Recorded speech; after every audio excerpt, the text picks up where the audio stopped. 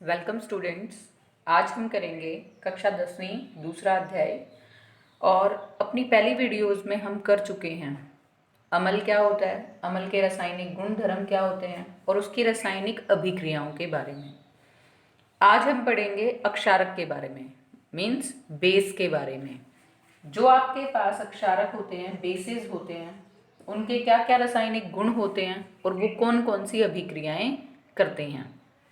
सबसे पहले अगर हम अक्षारक को बताते हैं तो हम कहते हैं कि वो रासायनिक पदार्थ जो कैसे होते हैं, कड़वे होते हैं स्वाद में, और जिनको जब हम टच करें, स्पर्श करें, तो वो कैसे हों, स्पर्श में साबुन की तरह चिकने, तो उनको हम नाम क्या देते हैं, अक्षारक।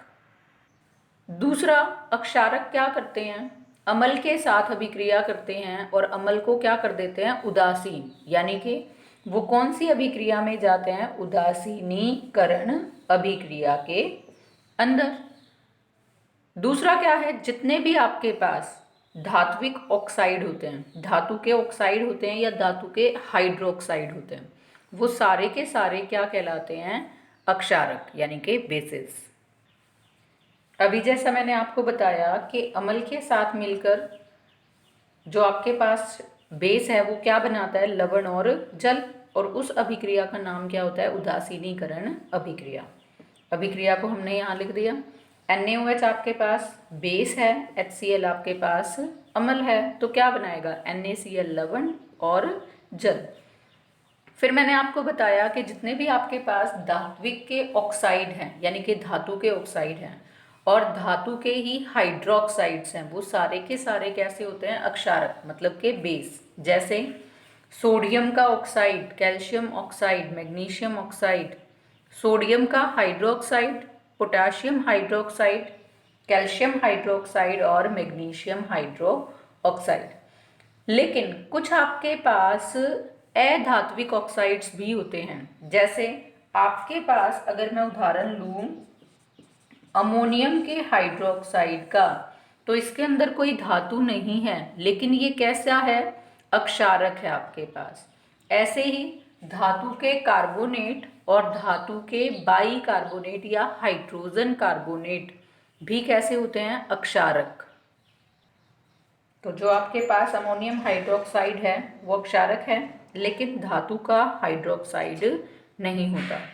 धातु के कार्बोनेट और धातु हाइड्रोजन कार्बोनेट, जैसे sodium hydrogen carbonate, calcium hydrogen carbonate, ये भी आपके पास कैसे होते हैं, बेसिस होते हैं, यानी कि अक्षारक होते हैं।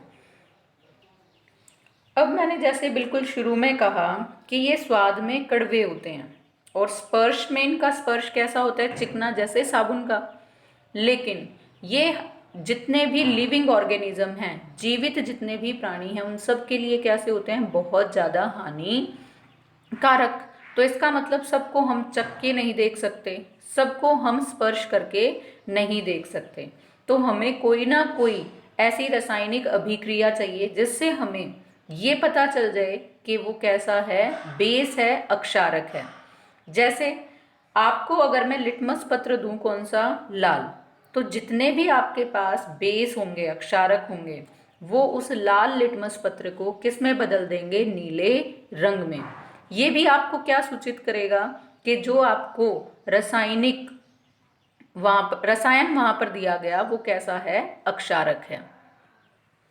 अगर हम अक्षारक को जल के अंदर घोलते हैं तो वो जल के अंदर घुलनशील हो जाता है और घुलकर आपको क्या देता है, हाइड्रोक्साइड आयन।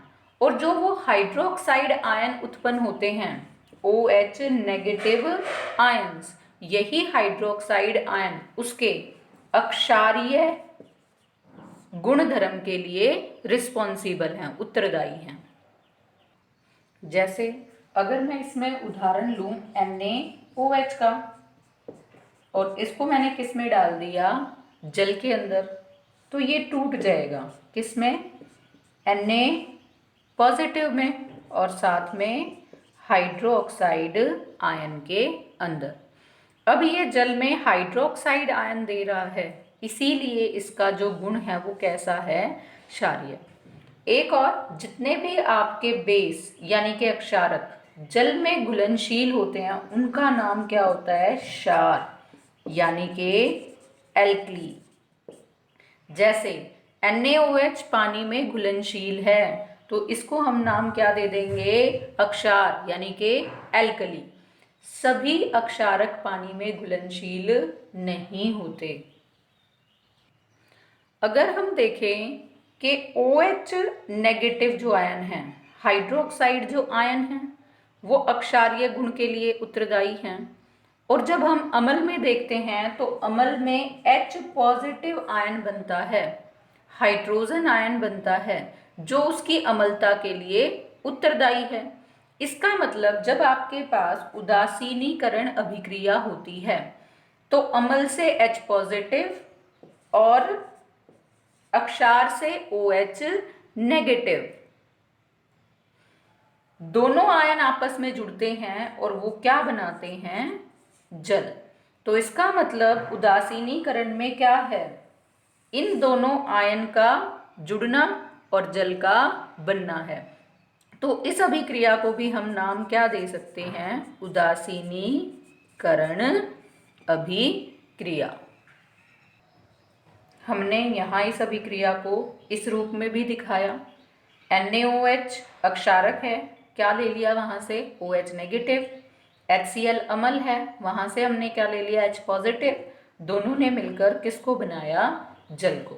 तो ये एक दूसरा रूप भी हो सकता है उदासीनीकरण अभिक्रिया को दर्शाने का। अक्षारक आपके पास दो प्रकार के होंगे। जैसे मैंने आपको अम्ल बताया था कि दुर्बल अम्ल हो सकता है और प्रबल अम्ल हो सकता है, वैसे ही अक्षारक भी दो तरह के हो सकते हैं। पहला आपके पास प्रबल और दूसरा दुर्बल। प्रबल अक्षारक वो अक्षारक होते हैं जो पानी में पूरी तरह से टूट जाते हैं और आपको अधिक मात्रा में क्या देते हैं? OH नेगेटिव आयंस, मतलब हाइड्रोक्साइड आयंस को जो अधिक मात्रा में देगा वो प्रबल अक्षारक होगा। दुर्बल अक्षारक आपके पास कौन सा होगा? जो पानी में पूर्ण रूप से नहीं टूटते और कम मात्रा में क्या देते हैं? Hydroxide ions. जैसे NaOH, KOH आपके पास आ जाएंगे प्रबल अक्षारक। लेकिन अगर आप अमोनियम का हाइड्रोक्साइड लेकर चलो, कैल्शियम हाइड्रोक्साइड या मैग्नीशियम हाइड्रोक्साइड की बात करोगे तो वो आ जाएंगे दुर्बल अक्षारक में।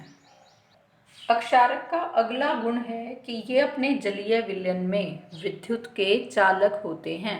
क्यों होते हैं?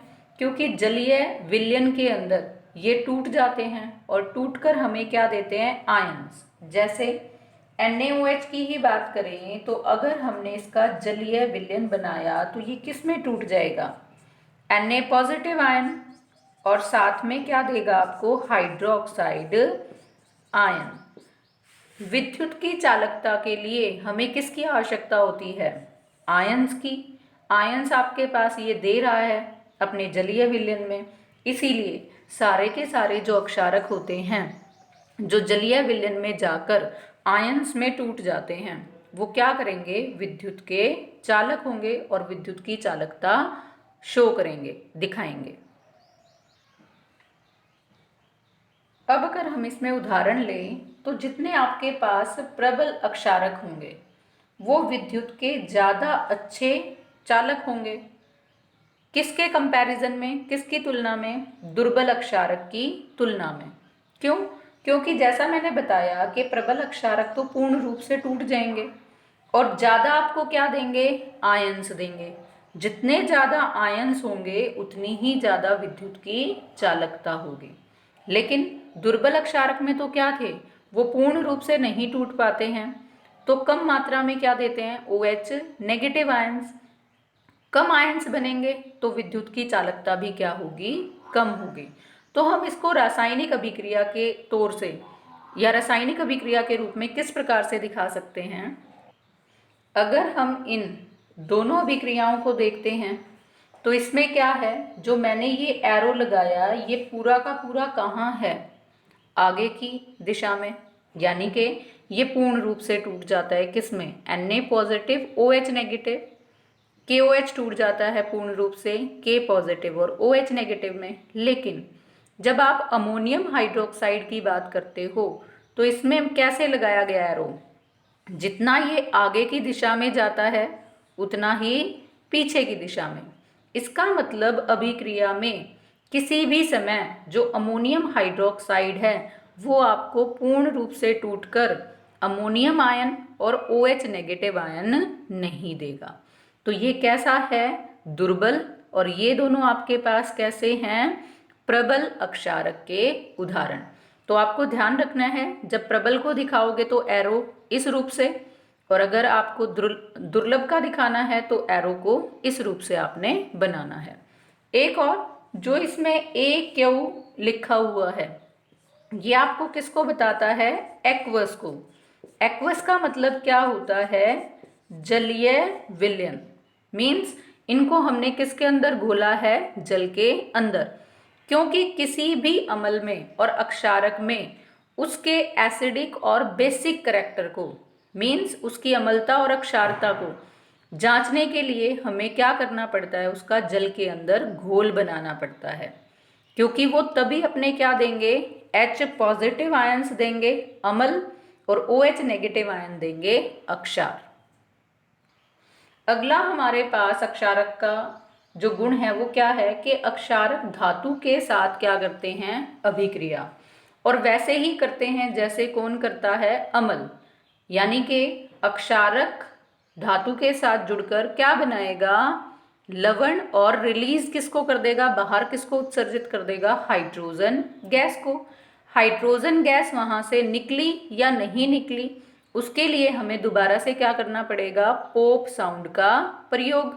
उसके लिए हमने क्या किया था कि जलती हुई मोमबत्ती को हम किसके पास लेकर आए थे, उस परख नली के पास लेकर आए थे जिसके अंदर हमने इस रासायनिक अभिक्रिया को करवाना है। जैसे ही आप जलती हुई यहाँ पर मोमबत्ती लेकर आएंगे वो फट फट की आवाज करके एकदम से विस्फोट हो जाएगा वहाँ। और वो जो फटफट की आवाज आती है वो क्यों आती है, क्योंकि यहाँ से क्या निकल कर जाएगी, हाइड्रोजन गैस। अक्षारक में हमने किसको लिया, NaOH को। धातु में किसको लिया, जिंक को। और हमने इसको क्या किया, गरम, यानी कि हीट किया। गरम के लिए आप इस तरह का चिन्ह भी दिखा सकते हो, डेल्टा की तरह। तो आपके पास यहाँ से किसको निकालना है, हमने हाइड्रोजन को गैस के रूप में। जो ये ऊपर की तरफ एरो लगाया वो आपको क्या बता रहे हैं कि हाइड्रोजन यहाँ से किसके रूप में उत्सर्जित होगी, गैस के रूप में। तो अब यहाँ से बचा क्या, 2 हाइड्रोजन तो चले गए H2 की तरह, बचा क्या, 2 Na, साथ में कौन बचा, एक जिंक और एक आपके पास ऑक्सीजन। ऑक्सीजन के भी 2 आपके पास अणु बचेंगे। तो आपके पास यहाँ से ये क्या बन जाता है, सोडियम जिंकेट, और बाहर क्या निकल जाती है, H2 गैस। तो अगर आप प्रयोगशाला में करके देखोगे तो आपने परख नली ली, उसमें आपने दानेदार जिंक को डाला, उसके अंदर आपने किसको डाल दिया, NaOH को।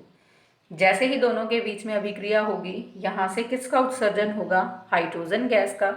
जलती हुई मोमबत्ती अगर आप यहाँ पर लेकर आओगे तो फटफट की ध्वनि के साथ किसका दहन होना शुरू हो जाएगा, हाइड्रोजन गैस का। और आपको पता चल जाएगा कि हाइड्रोजन गैस यहाँ से उत्सर्जित हो रही है। अगला गुण है कि अक्षारक जो होते हैं वो अधात्विक ऑक्साइड से अभिक्रिया करते हैं और क्या बनाते हैं, लवण, और साथ में जल को उत्पन्न करते हैं। तो अगर मैं इसको अभिक्रिया को दिखाऊं तो आपके पास अधात्विक कोई भी हमने ऑक्साइड लिया, जैसे कार्बन डाइऑक्साइड। कार्बन कैसा है, अधातु, और ऑक्सीजन जुड़ गई तो ये क्या बन गया, अधात्विक ऑक्साइड। इसकी अभिक्रिया हमने किससे करवाई, कैल्शियम हाइड्रोक्साइड। कैल्शियम हाइड्रोक्साइड आपके पास कैसा, एक दुर्बल अक्षारक है। तो ये दोनों आपस में अभिक्रिया करते हैं और यहाँ से क्या बना देते हैं, कैल्शियम का कार्बोनेट, और साथ में जल को, H2O को। तो ये आपके पास बना लवण और ये निकल गया यहाँ से जल। ये अधात्विक ऑक्साइड।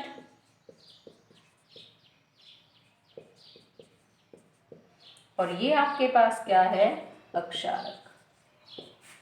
तो जो ये अभिक्रिया है, इससे हमें ये भी पता चलता है कि जो अधात्विक ऑक्साइड होते हैं उनका गुण कैसा होता है, एसिडिक। एसिडिक का मतलब अम्लीय है। क्यों? क्योंकि वो किसके साथ अभिक्रिया कर रहे हैं, अक्षारक के साथ, और क्या बना रहे हैं, लवण और जल, जैसा हमने किया था उदासीनीकरण अभिक्रिया के अंदर। इस अभिक्रिया के दौरान जो ये कैल्शियम कार्बोनेट निकलता है, ये किस तरह से जमा हो जाता है, सफेद पाउडर के रूप में, जिसको हम नाम और भी क्या दे सकते हैं, अवक्षेप। और ये अभिक्रिया किसका उदाहरण हो सकती है, अवक्षेपण अभिक्रिया का। अगर हम कार्बन डाइऑक्साइड को, CO2 गैस को कैल्शियम हाइड्रोक्साइड में से ज़्यादा मात्रा के अंदर गुजारते हैं तो यहाँ पर कैल्शियम कार्बोनेट नहीं बनेगा, बल्कि कैल्शियम का हाइड्रोजन कार्बोनेट बनेगा। और जो पानी के अंदर कैसा होता है, घुलनशील। तो उस अभिक्रिया के दौरान आपको ये सफ़ेद रंग का लवण नहीं मिलेगा। क्यों नहीं मिलेगा? क्योंकि कैल्शियम कार्बोनेट तो जल के अंदर अघुलनशील था, और जब आपने कार्बन डाइऑक्साइड को ज़्यादा मात्रा में पास किया, किस में से, कैल्शियम हाइड्रोक्साइड में से, तो वो किसके अंदर बदल जाता है, कैल्शियम कार्बोनेट बदल जाता है कैल्शियम हाइड्रोजन कार्बोनेट के अंदर, जो पानी के अंदर घुलनशील है, और आपको कोई भी सफ़ेद रंग का चूर्ण या पाउडर या अवक्षेप प्राप्त नहीं होगा। तो इस अभिक्रिया को आप इस रूप से दिखा सकते हो।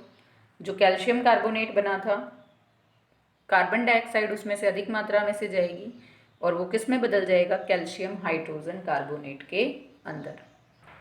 अब तक मैंने आपको जो भी बताया, अगर मैं उसको अपनी पहली वीडियो के साथ कंपेयर करूं, जिसमें हमने किसकी बात की थी, अम्ल के गुण और उसकी रासायनिक अभिक्रियाओं के बारे में, तो हमें अम्ल और अक्षारक के बीच में, एसिड और बेस के बीच में कुछ समानताएं भी नज़र आती हैं। जैसे अम्ल और अक्षार दोनों ही पानी के अंदर क्या होते हैं, घुलनशील। दूसरा, दोनों ही लिटमस पेपर के साथ अभिक्रिया करते हैं। सिर्फ फ़र्क क्या आता है कि जो अम्ल था उसने ब्लू लिटमस को किस में बदला था, रेड में, यानी कि लाल में। लेकिन अक्षारक क्या करता है, लाल लिटमस पत्र को किस में बदल देता है, नीले रंग में। ऐसे ही अम्ल और अक्षार दोनों किसके साथ अभिक्रिया करते हैं, धातु के साथ, और दोनों ही किसको उत्सर्जित करते हैं, हाइड्रोजन गैस को। दोनों को ही हमने दो प्रकार में बांटा, दुर्बल और प्रबल। आपके पास जो अम्ल हैं वो भी दुर्बल अम्ल और प्रबल अम्ल होते हैं। अक्षारक में भी आपने दो ही प्रकार किए, दुर्बल और प्रबल अक्षारक। दोनों को जब हम पानी के अंदर डालते हैं, मतलब जल में अगर अम्ल या अक्षारक को मिलाते हैं, तो जो उनके आयन्स होते हैं, अम्ल के अंदर तो H पॉजिटिव आयन और अक्षारक के अंदर OH नेगेटिव आयन्स जो होते हैं, उनकी जो प्रति इकाई आयतन में कमी हो जाती है। और इसी प्रक्रिया को नाम हमने क्या दिया था, तनुकरण। क्या कहा कि जल में अगर हम अम्ल या अक्षारक को मिलाते हैं तो जो आयनों की सांद्रता होती है, उनकी जो कंसंट्रेशन होती है, वो प्रति इकाई में क्या कर जाती है, घट जाती है। और उस अभिक्रिया का नाम क्या है, तनुकरण। यानी कि अम्ल को और अक्षारक को हम सांद्र से क्या बना सकते हैं, तनु। और किस प्रक्रिया के रूप में, तनुकरण प्रक्रिया के रूप में। दोनों ही हमारे लिए कैसे होते हैं, हानिकारक। दोनों में ही जब हम जल मिलाते हैं, यानी कि जो तनुकरण का इनका प्रोसेस है, प्रक्रिया है, वो दोनों ही जो प्रोसेस हैं वो कैसे होते हैं, उष्मा अक्षेपी। मतलब कि जब आप अम्ल को तनुकृत करते हो या अक्षार को तनुकृत करते हो तो दोनों की ही प्रक्रिया उष्माक्षेपी होगी, दोनों में ही बहुत ज़्यादा उष्मा बाहर निकलती है।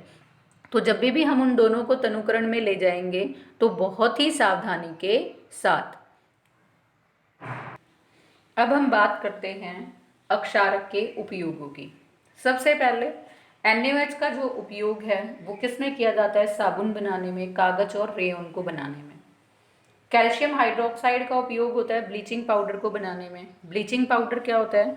जो किसी भी कपड़े को, सरफेस को ब्लीच करने यानी कि उसके रंग को हल्का करने का काम करता है, तो वो बनाने के लिए काम आता है। मैग्नीशियम हाइड्रोक्साइड कौन सी दवाइयाँ बनाने में काम आता है? एंटासिड दवाइयाँ। एंटासिड दवाइयाँ क्या होती हैं? जो पेट के अंदर HCl की अधिक मात्रा को कम करने के लिए उपयोग की जाती हैं। मीन्स जो एसिडिटी से हमें छुटकारा, अपच, बदहजमी से छुटकारा दिलवाती हैं, वो दवाइयाँ क्या कहलाती हैं? एंटासिड। और उनके अंदर किसकी मात्रा होती है? मैग्नीशियम हाइड्रोक्साइड की।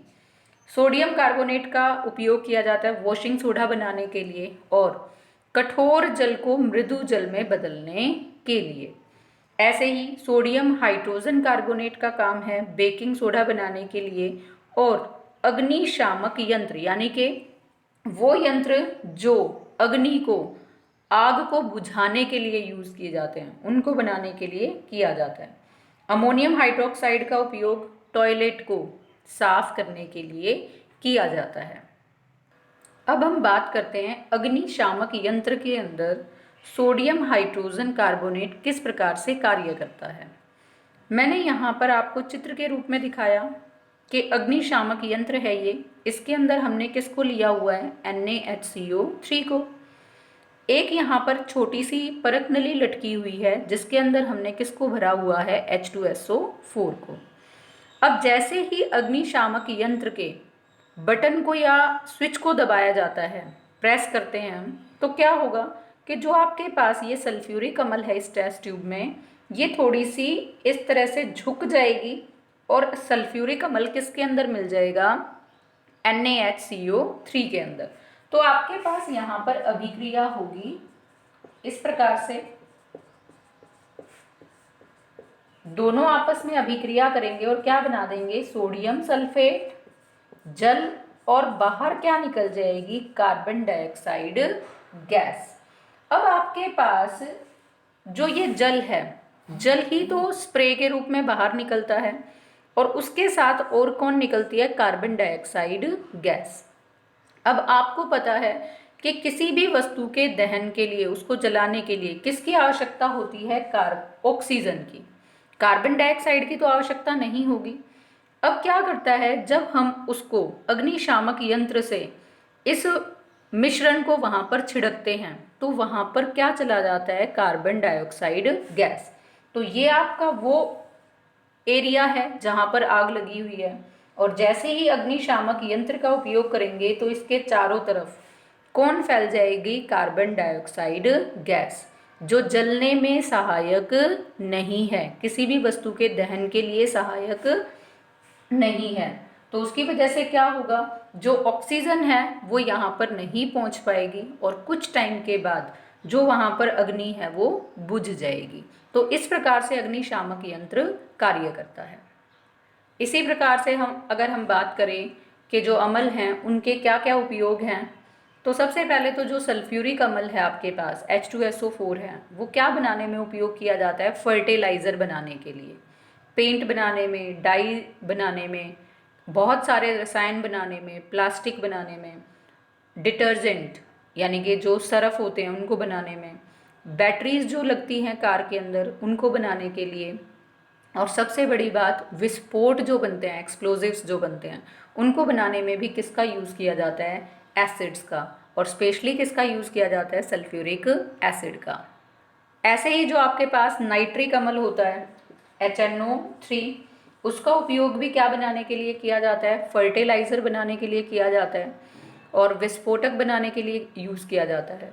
हाइड्रोक्लोरिक एसिड है HCl। HCl को हम लेबोरेटरी में भी यूज़ करते हैं, प्रयोगशाला के अंदर यूज़ करते हैं। कपड़ा उद्योग है या जो लेदर इंडस्ट्रीज़ होती हैं, चमड़े के जो उद्योग हैं, वहाँ पर किसका उपयोग किया जाता है? HCl का। इस प्रकार से हमारा आज टॉपिक कंप्लीट हो जाता है, एसिड्स का और बेसिस का, अम्ल का और अक्षार का। Thanks and have a nice day.